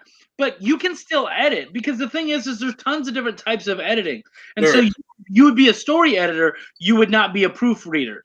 No. Which, for those people out there who think that I'm being an asshole, he has dyslexia and dysphoria. It is just not in his skill set. He is amazing with story, and he would do a wonderful job as a story editor. That's one of those things that he just cannot do. And that's all. I can't even. I'm like John Cena. I can't see it. And anyone who's friends with me on Facebook knows that I can't spell anything. So don't ever ask me to edit your grammar or writing. However, there's tons of people who get free services from me of just, hey, tell me why this is good or bad. Amazing, dude. Yeah. All right, Chuck. Head on out. Yeah, I'm going to bolt. Take care, guys. Lots of love, and thank you so much for having me on. Hey, thanks, brother. So go ahead, Travis. Talk about your books now. I've already talked about my books. Oh, you don't have another book coming out? I thought you did, the Reaper one. You didn't talk about that at all. Oh, all right. Let's talk about some stuff. Let's go through the list real quick, and we'll do some barbers. So, all right. So first things first. I've got Dog Days Live. Need like $1,800. I need some more backers. Anybody who's interested in that, please consider backing it. Help me out. I think you'll be pleasantly surprised. We also have a new pledge level coming. It looks like we're probably going to have this is going to be really shocking to people, but a role-playing game as a pledge level. I'll let you know more about that tomorrow. Cool. So that's cool. The Advocator, we need about $1,000 to finish that. 870. We're actually at 870 now. We need 870. 870. Super excited. Or am I doing my math? No, I'm right. 870. Yeah, we need about 870. I'd like 1,000 though, because they take fees. Oh, fair. But yeah, we need that. And the reason why that needs to fund is that's going to help our tables, man. That's going to help Chuck, myself, and all these people have better tables to help better do our business and better help our comics. And really, man, like, it's a good project to back. Like, you're backing several creators. If you are low on money but you want to back indie comics, this is a good one to back, because you're backing 6 people. 6 people are blessed by your $5. So I don't think we've ever really said it in that way, but 6 people get blessed by it. 6 teams of people get blessed by your money. Broke down. Broke down. Issue 2 is done. I just agreed to do a short for Space Coast Comics, so there'll be a broke down short in Space Coast Comics. I am not sure what I'm going to write for that yet. What do you think, Rob? I've got a couple different options. I'd like to tell a tale of Randy and Denver kind of just doing a crime together, just kind of when they're getting along. That'd be kind of a new change of pace. I'd like to show the bad guy Miguel, show a little bit about him. But a lot of people don't know a lot about Mr. Washington, so maybe a day in the life of Mr. Washington would also be kind of cool. I think those are cool. I think those getting along together could be better served later in the comic book, but I think Washington is definitely the door you should walk through. Yeah, and I've got a secret, a thing that I think people would be interesting, and I really want to show that he's not Kingpin, right? So you've got a big guy who's leading crime in the area.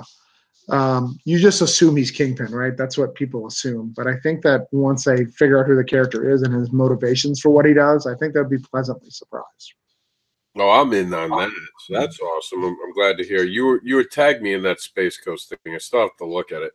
Actually. Yeah. We'll talk about that off air, but I think you'd be really interested in being part of it. And it's Space Coast Magazine is very, very popular here. It's a comic book. Space Coast Comics, they've done a few things, but I think it'd be good to get some Florida people in it. The next thing is Nerd Nation Radio. I have my first chapter of Reaper is going to be in there. Reaper is going to be a one-shot that I will put out at some point in the next 2 years. So between now and 2020, I'm basically working on it in between pages for Broke Down. So as I'm waiting for pages to come in, I'm writing more and more of that story. As I'm waiting for stuff with Dog Days, this is where I'm writing that stuff and where I'm producing that stuff. So I'm writing Reaper, and the first chapter of it, which is 7 pages long, is in there. And I don't know if Mike is still with us, but Mike read it. What'd you think, Mike? I'd love to hear some feedback. I think because he said editors are special, just a special breed just a few minutes ago. Yeah. So, Mike, if you're still there, I'd love to hear your thoughts on it. I know he's putting together the book, but I'm really excited about that. That'll be sold individually through me, through Nerd Nation, but it'll also be part of the Broke Down issue 2 Kickstarter. Oh, Mike's there. I know he was really happy with my page layout. He messaged me. Yeah, Mike's there, so he'll respond in a minute. But yeah, I'm really proud of that book. I think we set up a good universe for Reapers and what that's going to be. I'm not sure if the title's even going to be Reapers, so this is a great time to buy it. You ever buy something and then it changes names later? This may be one of those things, because I think there's a lot of things called Reapers, so I don't know if that's going to work. Michael said, "I can't wait to see more." Yeah, that's a good solid response right there. So tell us about the plan for 2019, Rob. What is your plan? Indie Advocates is going to take the majority of your time, and when you have some free time, what are you going to be writing and bringing to the Comic-Con highway? Let's see. Actually, it's a weird year for me. It's a year of kind of going back and looking what we did good and looking what we did poorly, and kind of resetting ourselves to be more powerful in the future. I have finally books that we have been working on for a year going to be hitting. There's going to be Painbox first story should be done by summer. We have been held up on this. This is a very personal story of mine. It's going to be a short that I don't know what I'm going to do with yet. It's been delayed and delayed and delayed. I thought about making a webcomic, but have you ever done a webcomic? They're a pain in the ass to format. Yeah. And I'm just not a huge fan. I'm an old school guy. I like to hold the books in my hand. So there's that. Monsters, that we're pretty much putting the Monsters brand on hiatus until 2020, but we are developing shorts for the story throughout the year. We have a short with Manny, who's going to wind up being a popular character in the Advocator. He has 2 different stories to go in the Advocator this year. He'll be in the Halloween edition. I think I'm the only person to go back and back. That's going to be a back and back, but it's going to take the character from one place to another. So we're going to see that character transition and tag in a different story arc that we'll deal with later. It's not technically an 8-page story, but it's close enough that they'll be connected. And the cool thing about going from it doesn't have to be back to back because we're taking summer off. but you'll see Manny come back for the Halloween issue because he'll fit in the Halloween issue. And he's got a cool little story that you'll get to follow him with. Barbara meets up with him, and we talked a lot about this last year. The name Fetish Babies is just toxic online. It is. People make it out to be something it's not. It's just not worth the fight anymore. We'll continue to keep the brand Fetish Babies around in a different fashion, but Barbara's story will now be known as Barbara Unleashed. We're going to be adding some content and re-releasing it under its new brand this year onto Kickstarter twice. And then we're continuing the story later in the year. I haven't decided if we're going to go in the way of a new artist or if we're going to, because every story changed their artist. But we're at a point in the story with Barbara that we might be able to just keep the same artist. Speaking of the same artist, Damien, who worked on the last issue of Fetish Babies, which will now be Barbara Unleashed, issue number 2, because the chapters will be named inside, not on the outside of the book. He's working on the Heroing by the Hour, which is my take on a comet hits the sky, suddenly people are superpowered, and it begins a whole new universe. And we first see this universe through one character in Heroing, a wrestler who's suddenly granted superpowers, but all he wants to be is a wrestler. So that's coming. And what else is coming is Cat Dad and Super Mom. And who knows what other opportunities are around the corner. You know what I mean? Like you always wait for what's next and then you go with it. Yeah. I'm actually shocked that you haven't put some stuff into, haven't put together possibly something for that silent anthology. I think that would be a good fit for you. Which one? Oh, the silent one? Yeah. Sure. Funny story about this. That silent idea was actually going around about 1.5 years ago. And I actually talked to Chuck about possibly doing a couple stories for it. And he had told me he wanted to do a whole anthology about it. And I did write a story that was completely silent. But one time he asked me if I'd be interested. And I think the reason I said no to it was I was just so overwhelmed. And you know that from last year. Yeah, sure. Year was a complicated year for me, and I spent so lot. I've done more interviews for the Advocator than I've done in the 2 years that I've been in indie comics, where people have noticed me and I've become a name in indie comics. So this last year, I've done 10 interviews in the last couple of months. That's a record for me, and people want me to do more things, and I've become the Jim Carrey yes man. I try to say yes as often as I can to things. But of course, there has to be quality involved. This is something we're going to be talking about on future panels. And speaking of which, a new panel that you'll like doing with me in the future, where I'm creating a panel called, and I figured out the title, From Word to Art, All the Hundreds of Steps in Between to Make a Comic. Because whenever we do a panel, people want to know structure. And when we're doing certain panels, you don't want to sit and talk about structure because you're trying to answer other questions. So that'll be at Daytona this year. And of course, we have Indie Takeover and we have Indie Showcase 4 times this year. First date being March 16th of 2019. That'll be our spring edition. So a lot of exciting things. And of course, we have the 3 other Advocators just this year. Wow. 3. We have spring, summer, and winter to accomplish, which is it's a lot. It's a lot on the board, actually. Not to mention there's spring, summer, fall. Yeah, spring, summer, fall. Because winter will be 2020. There are about 6 projects that I can't talk about at this point. I don't understand why Indie Comics doesn't want to talk about projects. The only reason I like not talking about projects now is because and you've been around enough that you know this, projects fall apart. And you hate to talk about a project you're not running that then falls apart and people ask you about it later. Hey, what happened to that thing you were talking about? Right, sure. Yeah, I mean, so if this funds, which I'm hoping it funds, I don't know if I've told people this, Marcella is going to fund a project that I get to put together. He's going to fund the art for it. So that's super cool for me. And I think if I was doing regular floppies, I'd have not a big problem funding. So if I can fund this, I can fund the floppies. And I'm not saying that as an ego thing. I just think it's good. And I've narrowed it down to 2 ideas, and I'm trying to figure out which one to do. One of them is kind of a Western, which is always a risk because you got Western. It's actually not even a Western. It's like a Revolutionary War type era. And then I've got one that is a modern take, but it's gypsies. And it's got women, so that'll probably do well for Marcel. Marcel's got that. Yeah. Matt, speaking of a good base, Madeline Holly Rising launched her Kickstarter just today, I think. she's already got $2,249, 102 backers in less than 24 hours. So 61% funded as of this filming of this video. There is someone to watch. I have to seriously read her book. So that is awesome, though, that you're going to be able to do your own book. It's going to have gypsies. It's going to be a killer, and it's going to be, you know, you're going to have a lot of time to write. I remember the one thing about my son being so little is that you can't move much.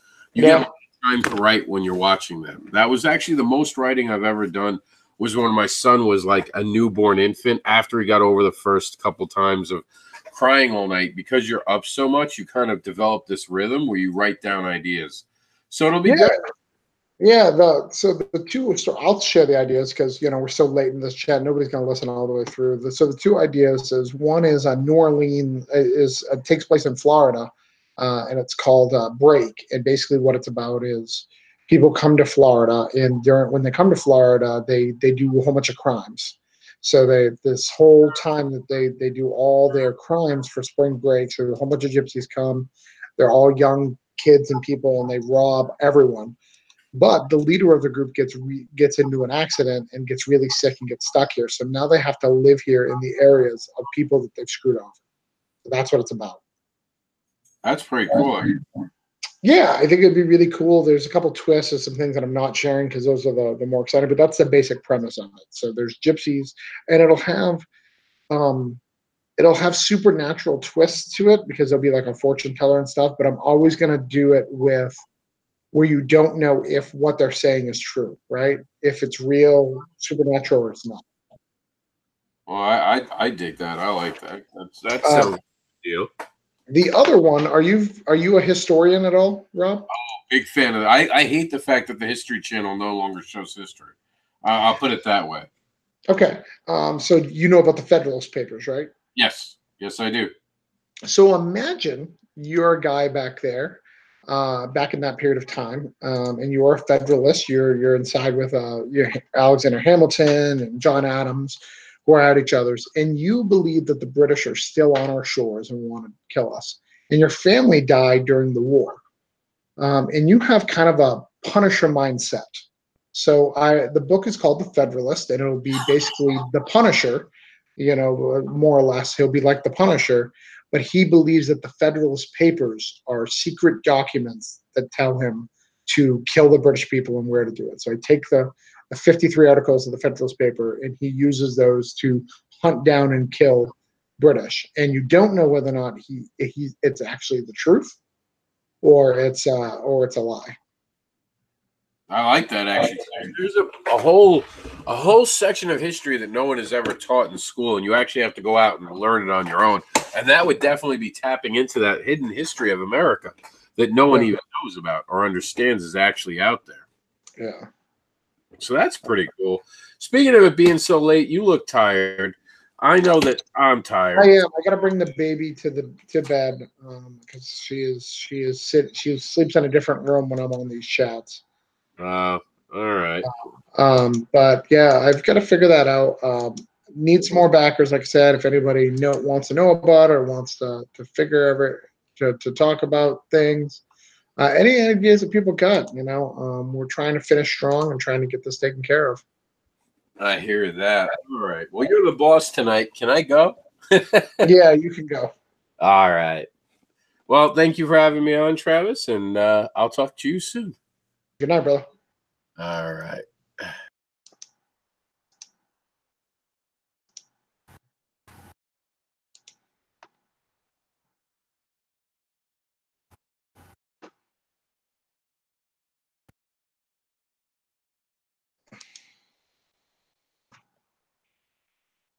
Oh,